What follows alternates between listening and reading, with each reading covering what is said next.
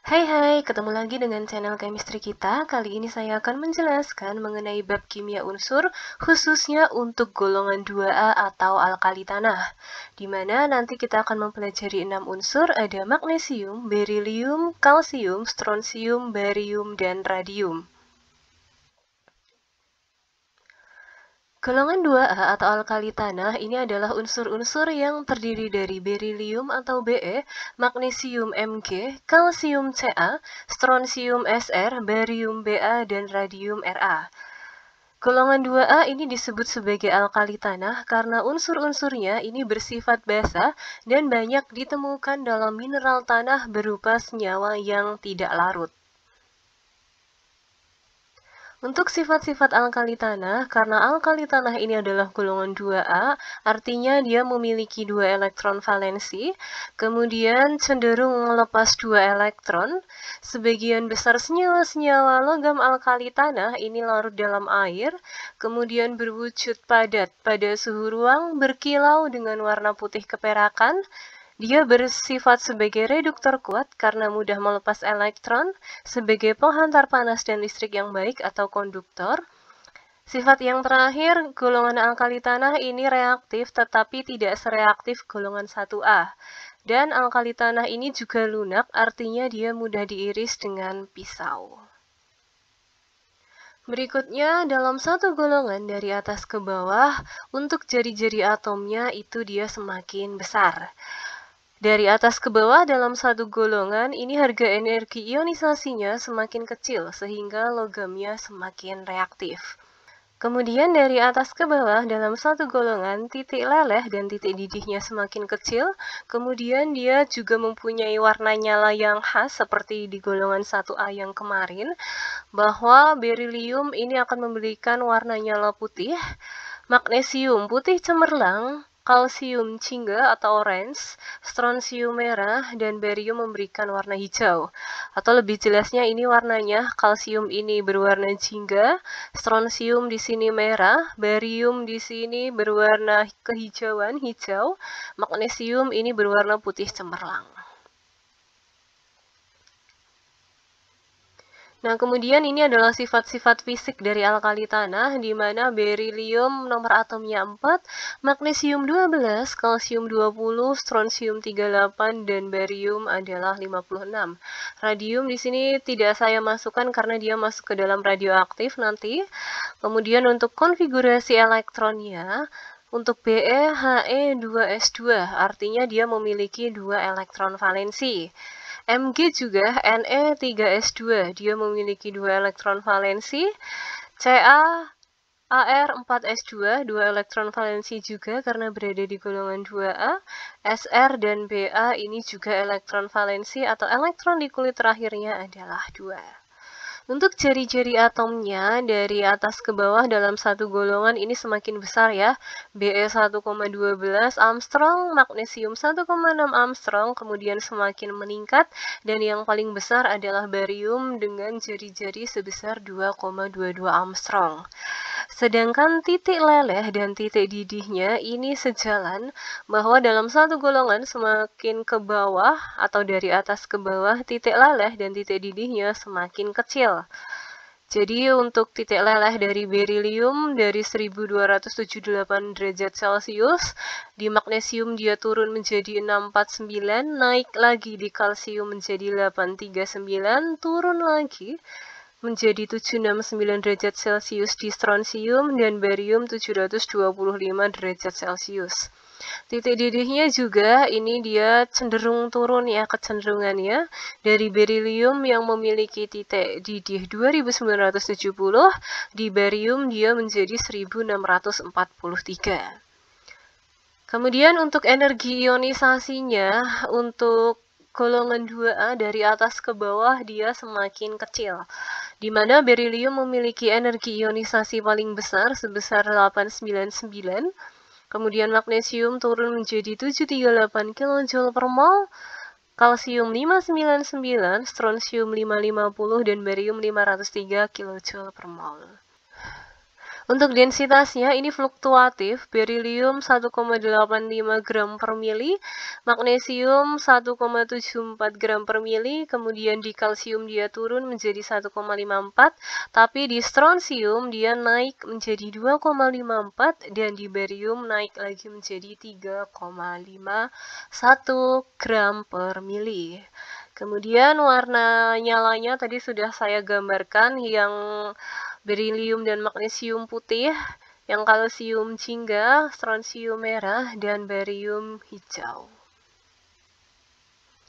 Kita akan mulai bahas satu persatu. Yang pertama adalah berilium yang dilambangkan dengan Be dengan nomor atom 4. Jadi berilium penampakannya seperti ini. Dia berada di golongan 2A periode kedua. Dia blok S, tampilannya ini adalah abu-abu putih dengan massa atom 9,012182 gram per mol dan konfigurasinya 1s2, 2s2. Jumlah elektron di tiap kulitnya, di kulit pertama 2, di kulit kedua juga 2. Di mana berilium ini merupakan logam yang kukuh, ringan, tetapi dia mudah pecah. Berilium mempunyai titik lebur tertinggi di kalangan logam-logam ringan lainnya, dan dia bersifat amfoter. Artinya dia bisa bersifat asam dan juga bisa bersifat basa. Berilium ini dapat digunakan untuk memadukan logam atau alloy agar lebih kuat tetapi bermassa lebih ringan. Biasanya paduan ini digunakan pada kemudi pesawat jet. Kemudian kegunaan yang kedua dapat digunakan pada kaca dari sinar X, dapat digunakan untuk mengontrol reaksi fisi pada reaktor nuklir, dan campuran berilium dan tembaga ini banyak dipakai pada alat listrik, maka berilium ini akan sangat penting pada komponen televisi. Berikutnya adalah magnesium. Magnesium lambangnya adalah Mg dengan nomor atom 12. Dia di golongan 2A periode ketiga, bloknya blok S. Tampilannya seperti ini, dia abu-abu berkilau dengan massa atom 24,3050 gram per mol dan konfigurasi elektronnya 1s2, 2s2, 2p6, 3s2. Di mana jumlah elektron tiap kulitnya di kulit pertama 2, 8, dan kulit terakhirnya adalah 2 elektron. Magnesium ini merupakan unsur ke-9 yang paling melimpah di alam semesta. Kemudian dia biasanya banyak terakumulasi pada batuan beku, sangat mudah terbakar, dan memiliki titik leleh dan titik didih terendah di antara semua logam alkali tanah. Nah, magnesium ini dapat digunakan untuk memberi warna putih terang pada kembang api dan pada lampu blitz. Kemudian yang kedua, pada senyawa MgO atau magnesium oksida, ini dapat digunakan untuk melapisi tungku karena senyawa MgO ini memiliki titik leleh yang tinggi. Kemudian pada senyawa magnesium hidroksida atau MgOH2 ini dapat digunakan dalam pasta gigi untuk mengurangi asam yang terdapat di mulut dan mencegah terjadinya kerusakan gigi. Sekaligus dapat digunakan sebagai antasid atau obat MAH. Berikutnya ada kalsium. Kalsium ini lambangnya adalah Ca dengan nomor atom 20. Dia berada di golongan 2A periode 4, bloknya adalah blok S. Tampilannya dia abu-abu kusam seperti ini, dengan massa atom 40,078 gram per mol, konfigurasi elektronnya Ar4s2, dan jumlah elektron di tiap kulitnya, kulit pertama adalah 2, kulit kedua 8, kulit ketiga 8, dan kulit terakhir ada 2 elektron. Kalsium ini merupakan elemen kelima terbanyak di bumi, kemudian dia mudah bereaksi dengan oksigen dan air sehingga kalsium tidak ditemukan dalam bentuk logam di alamnya, melainkan berupa batuan, yaitu batu kapur atau CaCO3, kapur atau CaO, dan kalsium fluorida atau CaF2. Kalsium dapat digunakan untuk beberapa keperluan. Yang pertama dapat digunakan pada obat-obatan, kemudian dapat digunakan sebagai bubuk pengembang kue dan plastik. Pada senyawa kalsium sulfat atau CaSO4 ini dapat digunakan untuk membuat gips yang berfungsi untuk membalut tulang yang patah. Yang ketiga, pada senyawa CaCO3 atau kalsium karbonat ini dapat digunakan untuk membuat kapur tulis dan gela, serta bahan bangunan seperti komponen semen dan cat tembok. Yang keempat, pada senyawa CaOH2 atau kalsium hidroksida dapat digunakan sebagai pengatur pH air limbah dan sebagai sumber basa yang harganya relatif murah. Yang kelima, pada senyawa CaC2 atau kalsium karbida yang sering disebut dengan batu karbit, ini digunakan untuk pembuatan gas asetilena atau C2H2 pada proses pengelasan. Yang terakhir, kalsium ini banyak terdapat pada susu dan ikan teri yang berfungsi sebagai pembentuk tulang dan gigi. Berikutnya ada strontium dengan simbol Sr dengan nomor atom 38. Strontium berada di golongan 2A periode kelima, bloknya tetap blok S. Tampilannya ini dia berwarna putih keperakan, kekuningan pucat juga, dengan massa atom 87,62 gram per mol. Konfigurasi elektronnya adalah Kr5s2, artinya dia punya 2 elektron di kulit terluarnya atau 2 elektron valensi. Dan jumlah elektron di tiap kulitnya adalah 2, 8, 18, 8, dan 2 elektron di kulit terakhir. Strontium ini adalah logam lunak perak putih atau dia juga bisa berwarna kekuningan yang sangat reaktif dan dia dapat membentuk lapisan oksida gelap bila terkena udara. Nah, strontium pada senyawa SrNO32 ini memberikan warna merah apabila digunakan untuk bahan kembang api. Kemudian, strontium dapat digunakan sebagai senyawa karbonat yang digunakan dalam pembuatan kaca televisi berwarna dan komputer. Nah, yang ketiga dapat digunakan untuk pengoperasian mercusuar yang mengubah energi panas menjadi listrik dalam baterai nuklir RTG atau radioisotop thermoelectric generator. Dan yang terakhir, radioaktif strontium 89 ini diberikan secara intravena untuk kanker prostat dan kanker tulang. Berikutnya ada barium. Barium ini lambangnya adalah Ba dengan nomor atom 56. Dia berada di golongan 2A periode 6, bloknya blok S. Tampilannya adalah abu-abu keperakan, seperti yang ada di gambar, dengan massa atom 137,327 gram per mol, dengan konfigurasi elektron Xe6s2. Di mana jumlah elektron di tiap kulitnya adalah 2, 8, 18, 18, 8, dan 2. Nah, barium ini adalah logam lunak putih keperakan dengan sedikit nuansa emas saat ultramurni. Kemudian warna putih keperakan logam barium ini dengan cepat menghilang pada oksidasi di udara yang akan menghasilkan lapisan oksida berwarna abu-abu gelap. Untuk kegunaan barium, yang pertama pada senyawa BaSO4 atau barium sulfat, ini digunakan untuk memeriksa saluran pencernaan karena mampu menyerap sinar X meskipun beracun dan digunakan sebagai pewarna pada plastik karena memiliki kerapatan yang tinggi dan warnanya terang. Kemudian pada senyawa BaNO32 atau barium nitrat digunakan sebagai warna hijau pada kembang api. Kegunaan yang ketiga sebagai bahan pelapis dalam cetakan lempeng anoda. Yang berikutnya sebagai komponen cairan pengeburan minyak, dan kegunaan yang terakhir sebagai komponen pigmen putih pada cat. Selanjutnya ada radium. Radium ini dilambangkan dengan Ra dan dia memiliki nomor atom 88, di mana radium ini termasuk ke dalam golongan 2A periode 7 blok S ya. Ini adalah golongan 2A dan periode 7.